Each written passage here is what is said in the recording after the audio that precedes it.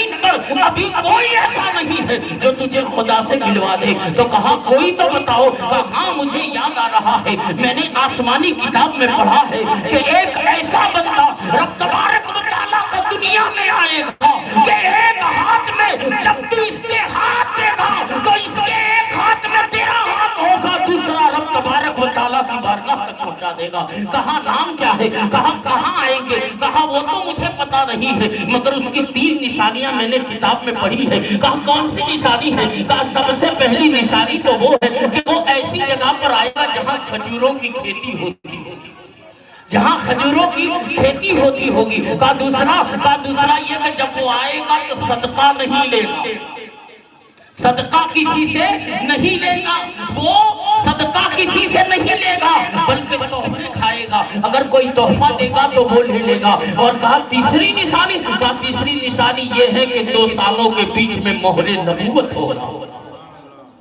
2 سالوں کے بیچ میں مہر نبوت ہوگا۔ اب وہاں سے وہ بچہ چلتا ہے، عمر کی پرواز چڑھ رہا ہے، اب وہ بچہ وہاں سے جاتا ہے، بہت ساری بکریاں ان کے پاس ہے، اب وہ تلاش میں ہے کہ کوئی ایک نشانی ملے نہ چل جائے، اس لیے کہ ذہن میں ایک ہی بات بسی ہوئی ہے، مجھے خدا سے ملنا ہے، ذہن میں ایک ہی بات آئی ہوئی ہے، مجھے رب تبارک و تعالیٰ سے ملنا ہے۔ کون ایسا ہے؟ اب ذہن میں بات ہے کہ وہ کھجوروں والی زمین ملے گی تو کہاں ملے گی، وہ زمین ملے گی تو کہاں ملے گی۔ ایک مرتبہ بکریاں چرا رہے تھے، کچھ لوگ جانے لگے، باتیں کر رہے تھے کہ آج کھجور کی فصل اس سال بہت اچھی ہوئی ہے، اس سال کھجوروں میں بڑی برکت ہوئی ہے۔ جیسے ہی کھجوروں کا سنا، دوڑتے ہوئے ان کے پاس گئے اور پاس جانے کے بعد کہتے ہیں یہ کہاں کی کھجوروں کی بات ہو رہی ہے، کہاں کھجوروں کے درخت زیادہ ہے، آپ مجھے پتہ بتا دیں، مجھے وہاں جانا ہے۔ کہا تو کیسے جا سکتا ہے؟ وہاں جانے کے لیے تو پیسہ چاہیے، وہاں جانے کے لیے تو مال چاہیے۔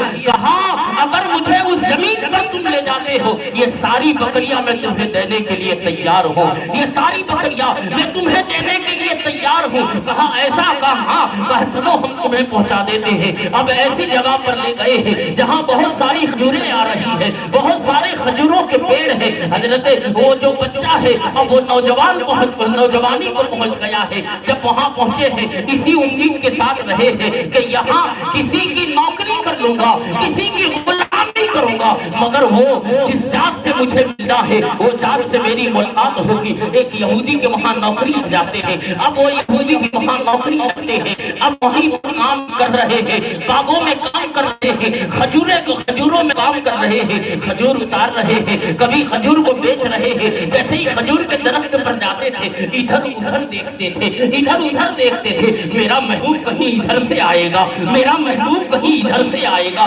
میرا محبوب کہیں ادھر سے آئے گا۔ جب یہ باتیں ہو رہی تھی، جب یہ زندگی چل رہی تھی، اب کھجوروں سے بھی دیکھ رہے۔ ایک مرتبہ کھجور اتار رہے تھے کہ یہودیوں کے 2 بیٹوں نے بات کیا کہ ایک ایسا آیا ہے جو زمین پر بیٹھ کر کے آسمان کی باتیں بتا رہا ہے، ایک ایسا آیا ہے جو زمین پر بیٹھ کر کے آسمان کی باتیں بتا رہا ہے۔ جیسے ہی یہ سنا ایسا محسوس ہوا کہ کھجور کے پیڑ سے نیچے گر جائیں گے۔ دھیرے دھیرے جب نیچے اترے ہیں اور کہا تم کس کی بات کرتے ہو؟ یہودی کے بیٹے نے تماش ماری، کہا غلام کی اتنی ہمت نہیں ہے کہ آقا کے سامنے بات کر سکے۔ جیسے ہی دھیرے دھیرے جب وہ بچہ نوجوان ہو گیا ہے، اپنے گھر سے چلائے سب کچھ چھوڑ دیا ہے، سب کچھ ماں باپ کو چھوڑا ہے، دھن دولت کو چھوڑا ہے، یا مزدوری کر رہے ہیں، مگر ایک نشانی تو مل چکی تھی کہ جہاں کھجوریں بہت زیادہ ہوتی ہیں وہیں پر وہ آئیں گے۔ دوسری نشانی کی تلاش تھی، کچھ اچھی کھجوریں لیا باغ سے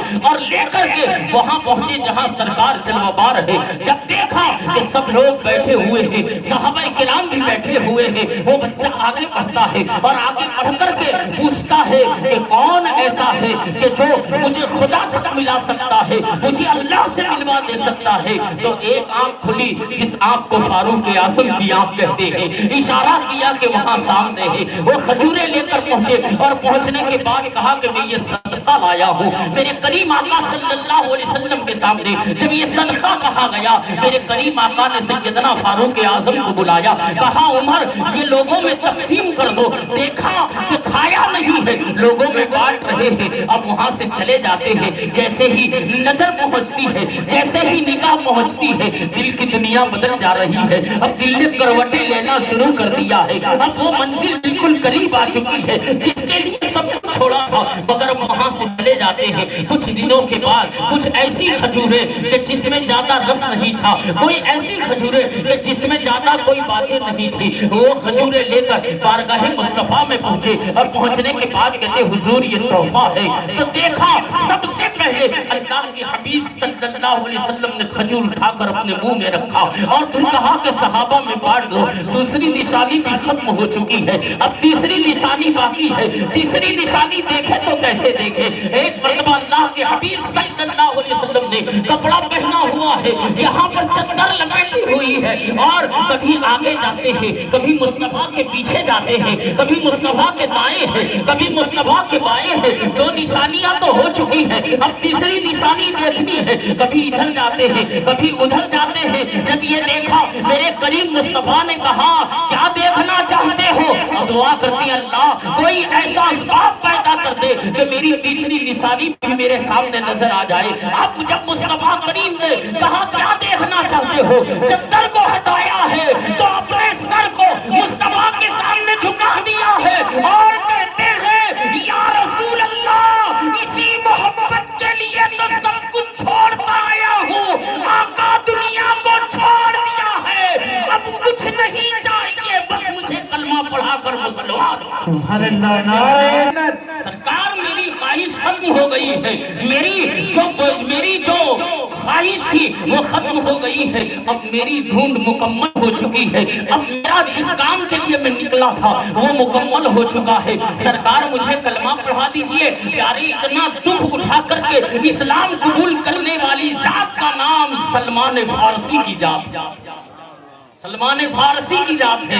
یہ وہ سلمان فارسی ہے کہ جس کی شان یہ ہے, جس کا مقام یہ ہے کہ جب مہاجر و انصار ایک دوسرے کو بانٹ رہے تھے, یہ میرا ہے, یہ میرا ہے, یہ میرا ہے, یہ میرا ہے, جب سب بٹ گئے ہیں ایک ہی نوجوان کھڑا ہوا ہے. اب وہ نوجوان ایسا نوجوان کھڑا ہے کہ انہوں نے لے لیا, کوئی کہتا ہے میں لے لوں گا, کوئی کہتا ہے میں لے لوں گا. میرے مصطفیٰ نے کہا سلمان میرا ہے, سلمان میرا ہے, سلمان کو میں رکھوں گا.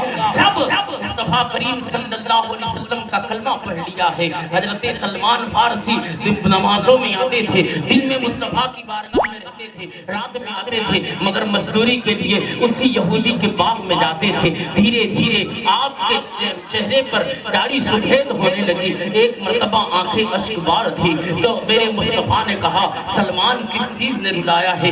یا رسول اللہ دل تو یہ چاہتا ہے کہ میں یہودی کی غلامی میں مرنا نہیں چاہتا ہوں, جب مجھے موت آئے تو میرے مصطفیٰ کی غلامی میں آئے, میرے مصطفیٰ کی غلامی میں آئے. میرے کریم آقا نے فرمایا کہ اے سلمان جا اپنے مالک سے پوچھ کر کے آ کہ کیا تو مجھے بیچے گا, کیا تو مجھے بیچے گا؟